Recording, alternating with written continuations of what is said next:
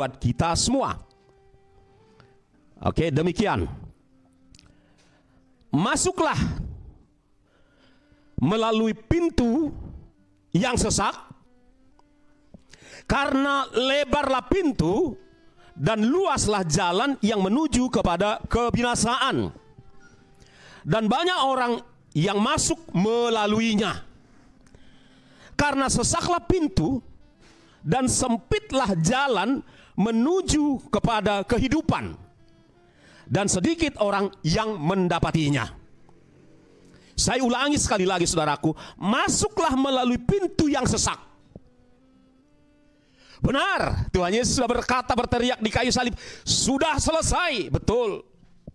Tuhan Yesus juga yang berkata bahwa akulah jalan, kebenaran, dan hidup. Tidak ada yang sampai kepada Bapa kalau tidak melalui aku. Benar.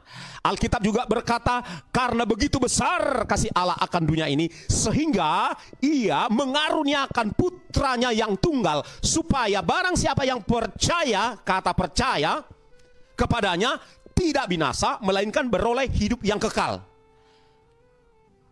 Namun ayat ini bukan berkata serta-merta orang akan otomatis, Bapak Ibu Saudara, ya. Meski firman Tuhan ini bersumber dari pribadi yang sama, yaitu dari Tuhan Yesus, ya, melalui Roh Kudus. Dia menyampaikan kepada penulis Injil, mengatakan supaya barang siapa yang percaya kepadanya tidak binasa, yes, melainkan beroleh hidup yang kekal. Namun Tuhan yang sama, saudaraku, yang berkata masuk melalui pintu yang sesak. Tempuh dan hadapilah perjalanan hidupmu sebagai pengikutku dengan segala keterbatasan, dengan segala, ya katakan rambu-rambu, saudara-saudara, ya. Rambu-rambu yang Tuhan Yesus katakan, carilah dahulu kerajaan Allah dan kebenarannya. Kerajaan Allah, kan begitu ya, prinsip-prinsipnya, kebenarannya, semuanya nanti akan diimbuhkan, kan begitu. Lalu Tuhan Yesus yang sama juga berkata, barang siapa tidak, ya, barang siapa tidak memikul salibnya dan menyangkal dirinya, tidak layak menjadi muridku.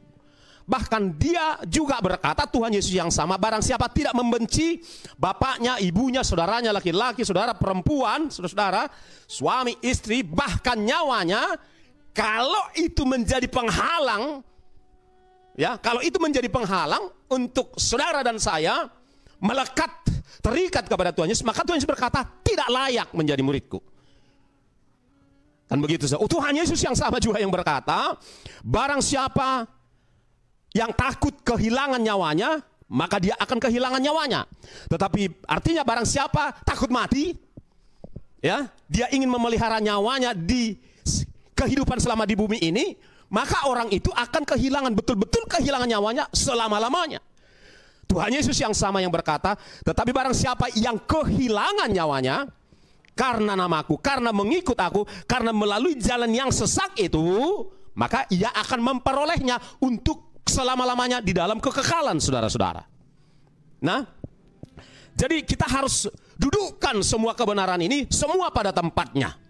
Masuklah melalui pintu yang sesak itu. Dalam kehidupan kita, ketika kita sudah menjadi pengikut Kristus, ada banyak hal yang harus kita tinggalkan dan tanggalkan, saudara-saudara.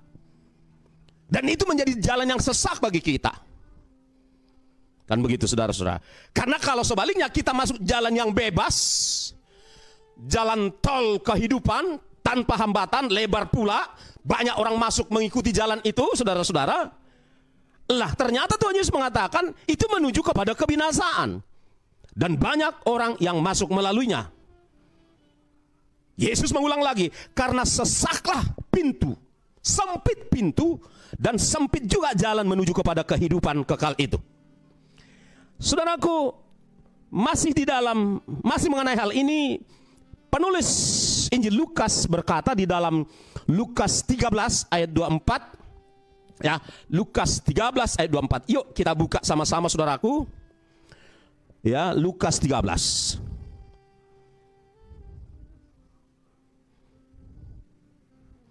Ayat yang ke-24, apa dikatakan di sana? Wah, ini lebih jelas lagi saudara-saudara. Penulis Injil Lukas menggunakan kata yang lebih khas. Dikatakan begini, jawab Yesus kepada orang-orang di situ, berjuanglah. Nah, ada kata berjuang. Berjuanglah untuk masuk melalui pintu yang sesak itu, sebab aku berkata kepadamu, banyak orang akan berusaha untuk masuk, tetapi tidak akan dapat, kalau mereka tidak rela menanggalkan segala sesuatu yang menghalangi tadi, saudara-saudara. Jadi kita kembali kepada kata berjuang. Nah, paham atau pemikiran orang yang menganggap kalau sudah percaya Tuhan Yesus, dan kalau sudah terima dia, mengundang Yesus masuk dalam hatinya, maka tidak perlu lagi berjuang. Keliru, saudara-saudaraku.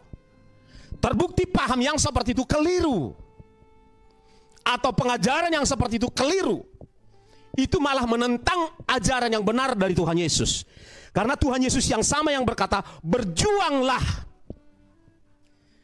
struggle, fighting, saudara-saudara, bergulat, harus bergulat untuk menjalani jalan yang sudah disediakan. Yes, jadi jalan sudah disiapkan, tujuan yang jelas pun sudah disiapkan, kan begitu. Tetapi untuk menjalani, melewati jalan itu, ya harus berjuang, gitu saudara-saudara. Nggak bisa berleha-leha, nggak bisa sambil tidur-tiduran, dan ikut Tuhan nggak bisa sambil-sambilan. Ikut Tuhan nggak bisa juga, saudara-saudara yang dikasih oleh Tuhan, sampingan. Nggak bisa. Atau ikut Tuhan Yesus, kaki kita ada di dua perahu, ada di dua jalan. Satu di jalan yang sesak tadi, satu lagi di jalan yang lebar. Nggak bisa juga. Kan begitu saudaraku? Nggak bisa, saudara-saudara. Harus, Yesus yang mengatakan harus masuk melalui pintu yang sesak itu. Oke?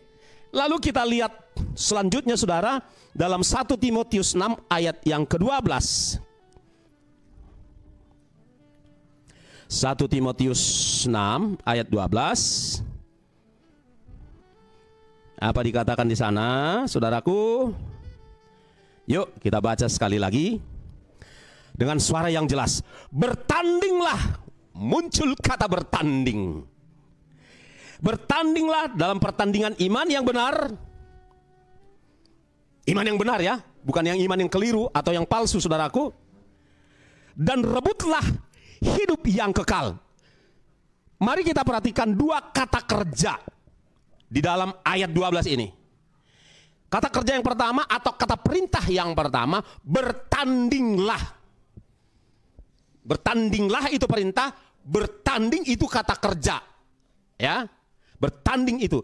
Jadi bertanding, saya yakin setiap kita pernah ikut dalam sebuah pertandingan.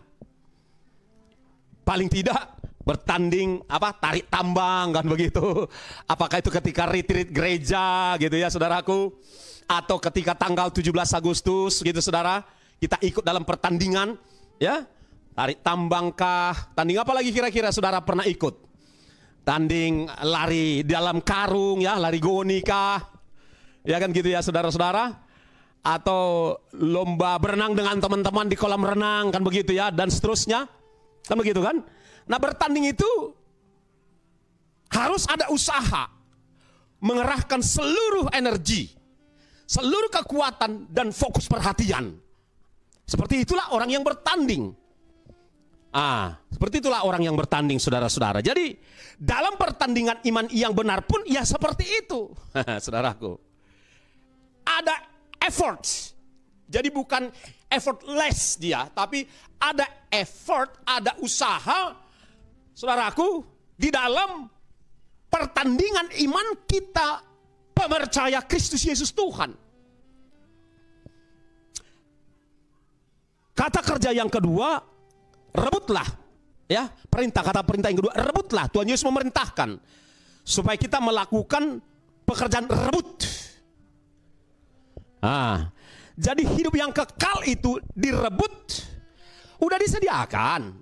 ya, udah disediakan oleh Tuhan Yesus, bahkan sudah disiapkan secara cuma-cuma karena terlalu mahal. Jadi Tuhan Yesus yang sudah beli surga itu buat kita pakai nyawanya, pakai darahnya, kan begitu saudaraku. Tetapi kita masuk melalui pintu yang sesak dan rebut. Harus direbut saudara-saudara. Nah, ini jelas ya, ini sudah sangat amat jelas, sangat sederhana, bahwa harus bertanding dan harus direbut. Untuk itulah engkau telah dipanggil dan telah engkau ikrarkan ikrar yang benar di depan banyak saksi. Kita lihat ayat yang berikutnya saudara.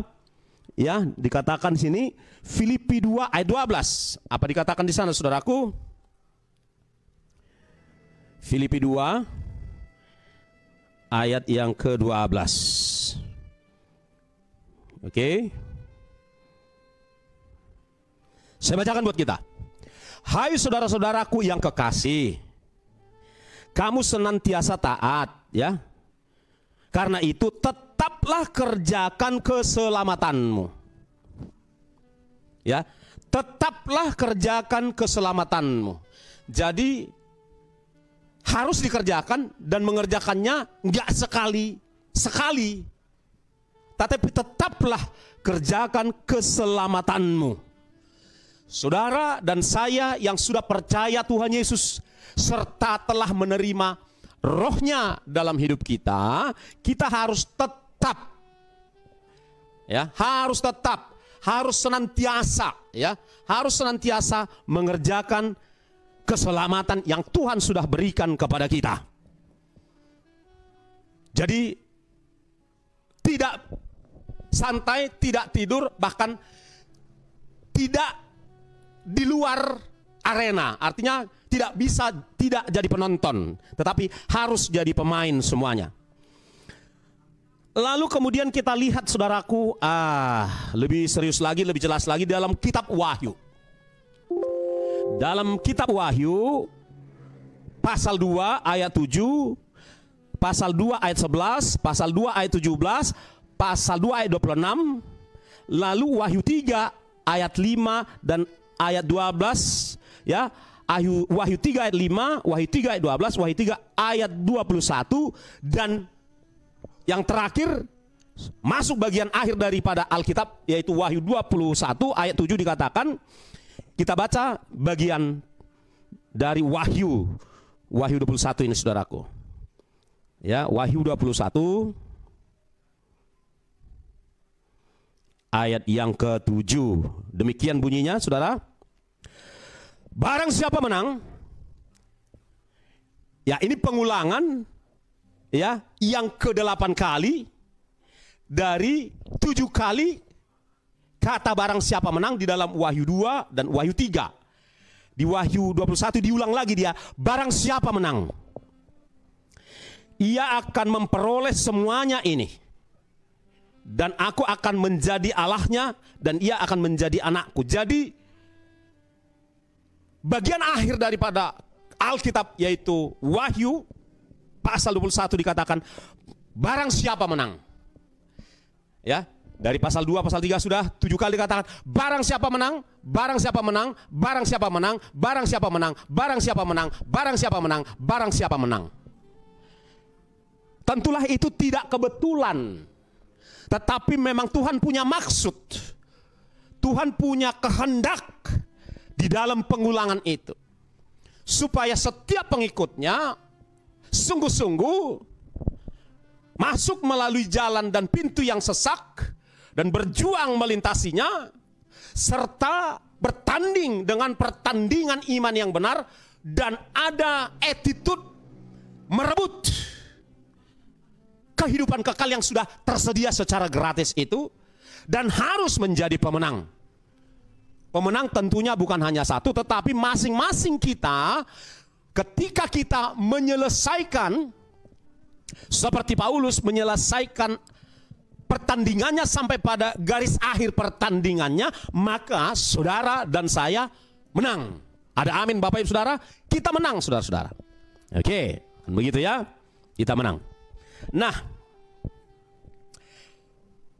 kita lihat dulu, bisa nggak gugur? Kan begitu saudara, bisa nggak gugur? Ternyata Alkitab menjawab